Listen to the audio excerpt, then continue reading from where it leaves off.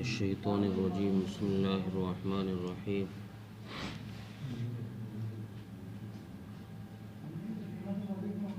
والمحصنات من النساء إلا ما ملكت أيمانكم كتاب الله عليكم وأحل لكم ما وراء ذلكم أن تبتغوا بأموالكم محسنين غير مسافحين فما استمتعتم به منهن فآتوهن أجورهن فريضة ولا جناح عليكم فيما تراضيتم به من بعد الفريضة إن الله كان عليما حكيما.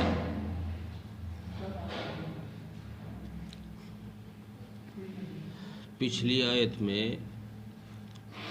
ان عورتوں کا تذکرہ کیا گیا تھا جن سے نکاح حرام ہے.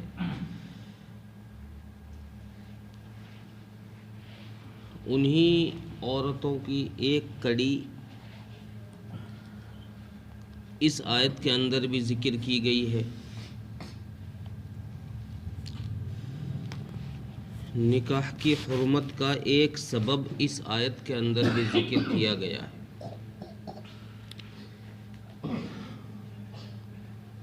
اس دور میں کچھ جاہلوں نے یہ آواز اٹھائی ہے کہ جیسے مردوں کو اجازت ہے کہ وہ کئی عورتیں کرتے ہیں، اسلام میں 4 عورتوں کی 4 نکاحوں کی بیک وقت اجازت ہے، تو کچھ بیوقوفوں نے یہ سوال اٹھایا ہے کہ عورت کو بھی یہی آزادی ہونی چاہیے کہ وہ بھی ایک عورت بھی کئی مرد رکھ سکتی. اسلام نے اس بات کو بہت پہلے خارج کر دیا کہ ایک عورت کئی مردوں کے نکاح میں نہیں رہ سکتی. اس کی وجہ مفسرین نے کئی لکھی ہے کہ قرآن کریم میں اس فعل قبیح کو کیوں منع کیا گیا ہے. اس کی ایک وجہ تو یہ ہے کہ جس عورت کو کئی مرد رکھیں گے تو وہاں نسل کے تباہ ہونے کا اندیشہ ہے. اندیشہ کیا، یقین ہے کہ وہاں کسی نسل کے کسی بچے کا ثابت النسل ہونا ثابت نہیں ہو سکتا کہ یہ بچہ کس باپ کا ہے. اور دوسری چیز، جو لوگ انسانیت کے دشمن بنے پڑے ہیں، جنہوں نے یہ آواز اٹھائی ہے، ان کو نہیں پتا کہ اولاد اور والدین کی وجہ سے اللہ تبارک و تعالیٰ کی طرف سے جو برکتیں اور رحمتیں نازل ہوتی ہیں ان سے وہ دنیا کو محروم کرنا چاہتے ہیں. اور تیسری وجہ یہ ہے کہ کوئی مرد ایسا ہوگا جو کوئی بے غیرت مرد ہی ہوگا ایسا جو اپنی عورت کو دوسرے مرد کے ساتھ بھی شریک کر لے.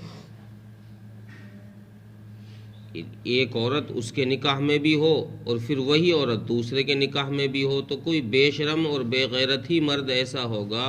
جو اس بے حیائی والے فعل پر راضی ہو، ورنہ کوئی راضی نہیں ہوگا اس پر. تو اس لیے اسلام نے بہت پہلے اس چیز کو ختم کر دیا کہ جب ایک عورت کسی مرد کے نکاح میں ہے تو دوسرا مرد اس سے اس وقت تک نکاح ہی نہیں کر سکتا، کسی سے اس کا نکاح ہی جائز نہیں ہے، حتیٰ کہ اگر پہلا مرد طلاق دے دے اور یا وہ مرد مر جائے، انتقال کر جائے، تو یہ عورت اب بھی بغیر عدت گزارے کسی دوسرے کے نکاح میں نہیں جا سکتی. جب تک عدت نہ گزار لے گی اس وقت تک دوسرے کے نکاح میں نہیں جا سکتی. تو شریعت نے اس کو بہت محفوظ طریقے سے قائم رکھا ہے. ایک اصول ایسا بتایا ہے کہ جس سے انسان کی شرم و حیا بھی باقی رہے اور نسل بھی باقی رہے. بچہ ثابت النسل ہو، وہ مشکوک النسل نہ ہو کہ اس کی نسل میں ہی نسب میں ہی شک ہونے لگ جائے کہ یہ کس باپ سے ہے. شریعت نے اس سے بہت پرہیز کیا ہے اور ایسی بری حرکتوں سے لوگوں کو روکا ہے. ایک قانون ایسا بنایا ہے کہ نہیں یہاں نکاح جائز ہے، یہاں نکاح جائز نہیں ہے. تو اسی میں سے ایک کڑی یہ تھی والمحصنات من النساء، وہ خاوند والی عورتیں، وہ شوہر والی عورتیں جو پہلے سے نکاح میں ہیں، اس کے ساتھ وہ کسی دوسرے مرد سے نکاح نہیں کر سکتی۔ آگے فرماتے ہیں الا ما ملکت ایمانکم، ہاں مگر یہ کہ جو عورت تمہاری ملکیت میں آ جائے، جو عورت تمہاری ملکیت میں آ جائے، اگر وہ شادی شدہ ہو تو اس سے نکاح جائز ہے۔ کیوں؟ یہ ملکیت میں آنے کا مسئلہ یہ ہے کہ دارالحرب سے زمانہ جہاد کے اندر کافروں سے لڑائی کے وقت میں اگر مسلمان کسی شہر پر، کسی ملک پر حملہ کریں اور وہاں جہاد میں کافروں کو مار دیں اور وہاں سے کچھ عورتیں قید کر کے لے آئیں، مال غنیمت کے طور پر قید کر کے کچھ عورتیں وہاں سے اگر لے آئیں، تو چونکہ یہ ان عورتوں کے مالک ہیں تو شریعت یہ اجازت دیتی ہے کہ اب یہ عورت جو ان کی قید میں آئی ہے، یہ اپنے پہلے شوہر کے نکاح سے آٹومیٹک ہی فسخ ہو گیا ہے، اس کا نکاح ختم ہو گیا ہے۔ جس شوہر کے نکاح میں یہ اپنے ملک میں تھی، یہاں دارالاسلام میں آ کر اس عورت کا نکاح ختم ہو گیا ہے۔ اب اس کو اگر یہ مسلمان ہے یا کتابیہ ہے، یعنی کسی بھی کتاب کو ماننے والی ہے، عیسائی ہے یا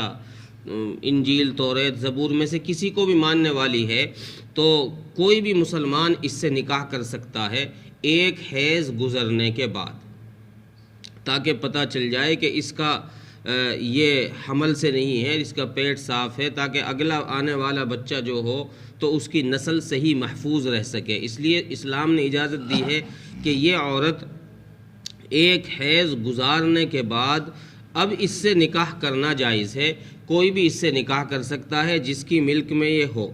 اور اسی طریقے سے اگر قاضی کسی فوجی کو اس کو بطور باندی کے دے دے، بطور باندی کے، یہ مال غنیمت میں چونکہ یہ عورت آئی ہے، اگر قاضی کسی مجاہد کو، کسی فوجی کو اس کو بطور باندی کے دے دے تو اس کے لیے بھی اس سے نکاح جائز ہے، وہ بھی ایک حیض گزارنے کے بعد اس سے نکاح کر سکتا ہے۔ اسی طریقے سے وہ عورتیں جو دارالحرب میں ہیں اور دارالحرب میں رہتے ہوئے وہ عورت اگر مسلمان ہو گئی تو پھر یہ عورت 3 حیض گزارنے کے بعد کسی سے بھی نکاح کر سکتی ہے، کوئی بھی اس سے نکاح کر سکتا ہے۔ اور اگر کوئی عورت دارالاسلام میں ہو، دارالاسلام میں ہو اور وہ مسلمان ہو جائے، دارالاسلام میں عورت ہو اور مسلمان ہو جائے، تو یہاں پر قاضی اس کے شوہر سے کہے گا، اس کے شوہر پر دباؤ ڈالے گا کہ وہ بھی اسلام قبول کر لے۔ اگر وہ اسلام قبول نہیں کرتا تو پھر قاضی ان کے درمیان تفریق کرا دے گا، جدائیگی کرا دے گا۔ پھر یہ عورت 3 حیض کی عدت گزارنے کے بعد کسی سے بھی نکاح کر سکتی ہے۔ یہ ایک صورت ہے نکاح کے جواز کی۔ اس سے آگے فرماتے ہیں کہ یہ جتنی صورتیں پچھلی آیت میں ذکر کی گئی اور یہ صورت، یہ 2 صورتیں، یہ اللہ تبارک و تعالیٰ نے تم پر فرض کی ہے، یعنی اللہ کا یہ حکم ہے کہ ان صورتوں میں نکاح جائز نہیں ہے اور اس صورت میں نکاح جائز ہے۔ یہ جو نکاح کے جواز اور ناجائز ہونے کا طریقہ بتایا گیا ہے، یہ اللہ تبارک و تعالیٰ کی طرف سے فرض کیا ہوا ہے، کوئی ایسی ہی بات نہیں ہے کہ ویسے ہی ہوائی تکا چلا رہا ہو۔ اس کے آگے فرماتے ہیں کہ اس کے علاوہ جتنی عورتیں ہیں، وَأُحِلَّ لَكُم مَّا وَرَاءَ ذَلِكُمْ، اس کے علاوہ جتنی عورتیں ہیں وہ سب تمہارے لیے حلال ہیں، بشرطے کہ کسی اور وجہ سے وہاں کوئی حرمت ثابت نہ ہو رہی ہو، کوئی اور ایسی وجہ حرمت کی نہ ہو جس سے بیوی حرام ہو جاتی ہے یا نکاح حرام ہو جاتا ہے۔ ایسی اگر کوئی وجہ نہیں ہے تو اس کے علاوہ جتنی عورتیں ہیں وہ سب تمہارے لیے جائز ہیں۔ ما وراء ذالکم، یہاں کھلی آزادی دی ہے کہ تم جس سے چاہو نکاح کر سکتے ہو۔ جتنے چاہو نکاح کی اجازت نہیں ہے. اس کی قید اس صورت کے شروع میں آ چکی ہے کہ بیک وقت 4 سے زیادہ نکاح نہیں کر سکتے, 4 سے زیادہ بیوی نہیں رکھ سکتے. یہاں اگرچہ اس کا ذکر نہیں کیا چونکہ پہلے وہ چیز آ چکی ہے 4 نکاحوں کا مسئلہ کہ ایک مرد بیک وقت میں 4 ہی نکاح کر سکتا ہے, 4 سے زیادہ نہیں کر سکتا. تو یہاں اس قید کو ذکر نہیں کیا, یہاں صرف یہ بتایا ہے کہ اس کے علاوہ جتنی عورتیں ہیں وہ تمہارے لیے حلال ہیں. اب تم کیا کرو, اب تمہارا کام یہ ہے کہ تم کو اللہ نے جو مال دیا ہے ان تبتغوا باموالکم محسنین غیر مسافحین, اب تم کو اللہ نے جو مال دیا ہے اس مال کے ذریعے سے, اس مال کو خرچ کر کے تم پاک دامن عورتیں تلاش کرو اور ان سے نکاح کرو. مال خرچ کرو یعنی مہر ادا کرو, مہر متعین کرو. یہاں سے ایک مسئلہ یہ بھی ثابت ہوا کہ اگر میاں بیوی نے بغیر مہر کے طے کیے ہوئے آپسی رضامندی سے نکاح کر لیا, کوئی پریمی جوڑا ہے بغیر مہر طے کیے ہوئے اس نے نکاح کر لیا آپسی رضامندی سے, تو اس رضامندی کے نکاح میں بھی مہر متعین کیا جائے گا جو مہر مثل ہوگا, آٹومیٹک ہی مہر متعین ہو جائے گا بغیر ان کے طے کیے ہوئے. تو یہاں اس آیت سے ثابت ہو رہا ہے کہ بغیر مہر کے نکاح ہی نہیں ہوگا. ان تبتغوا باموالکم, اللہ نے تم کو جو مال دیا ہے اس مال کو خرچ کرو یعنی مہر دو, اس کا مہر متعین کرو اور پاک دامن عورتیں تلاش کر کے لاؤ. اپنے مال کے ذریعے سے جو تم مال خرچ کر رہے ہو وہ خرچ تمہارا ناجائز جگہ نفسانی خواہشات کے پورا کرنے میں نہ ہو بلکہ جائز جگہوں پر ہو, یعنی تم ان عورتوں سے لذت حاصل کرنے کے لیے صرف ان کے اوپر مال خرچ نہ کرو, چونکہ زنا میں بھی مال خرچ ہوتا ہے, زنا کرنے میں بھی مال خرچ ہوتا ہے, لیکن یہ مال خرچ جو ہو رہا ہے یہ صرف لذات کی وجہ سے, نفسانی خواہشات کی وجہ سے ہو رہا ہے. اس لیے شریعت نے اس چیز سے روکا ہے اور فرمایا غیر مسافحین, نہ لذات کی وجہ سے مال خرچ نہیں کرنا بلکہ محسنین, ان کی عفت اور پاک دامنی کو باقی رکھنے کے لیے مال خرچ کرنا ہے کہ جب تم مال خرچ کر رہے ہو تو اس نیت سے کرو کہ بھئی اس سے مجھے نکاح کرنا, یہ مجھے اپنے نکاح میں رکھنی ہے تاکہ اس کی عزت بھی محفوظ رہے اور میں بھی محفوظ جگہ پر رہوں, میرے ساتھ بھی کوئی غلط فعل نہ ہو. غیر مسافحین, زنا کا انکار کیا ہے قرآن کریم نے, غیر مسافحین کہہ کر مال خرچ کرنے سے انکار کیا ہے کہ تم غلط جگہ مال خرچ مت کرو, چونکہ زنا میں بھی مال خرچ ہوتا ہے. اس سے آگے فرماتے ہیں کہ پس جن عورتوں سے,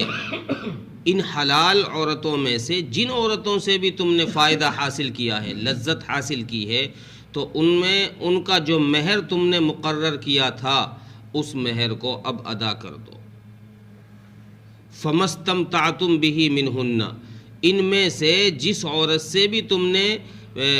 فائدہ حاصل کیا ہے, لذت حاصل کی ہے, تو اس کا مقرر کیا ہوا مہر جو ہے وہ تم ادا کرو. یہاں سے ایک مسئلہ یہ بھی نکل رہا ہے کہ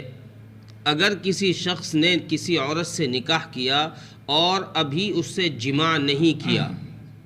صحبت نہیں کی, تنہائی نہیں ہوئی ہے, تو اس صورت میں اس شوہر پر جو مہر متعین ہوا ہے وہ پورا مہر دینا واجب نہیں بلکہ آدھا مہر دینا واجب ہوگا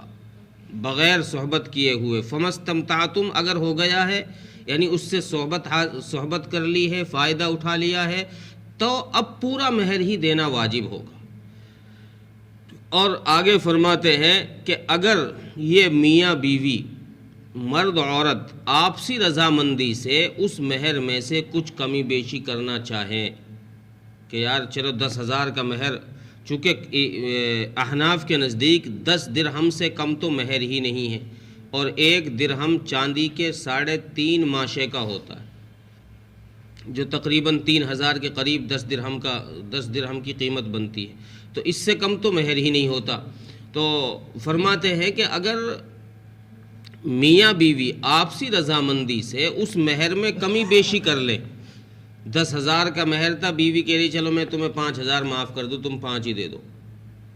یا میں تمہیں سارا ہی معاف کر دوں. تو اگر آپسی رضامندی سے اس مہر میں کمی بیشی اگر کر رہے ہیں، کمی بیشی کر رہی ہے عورت، دباؤ کی وجہ سے نہیں، صرف رضامندی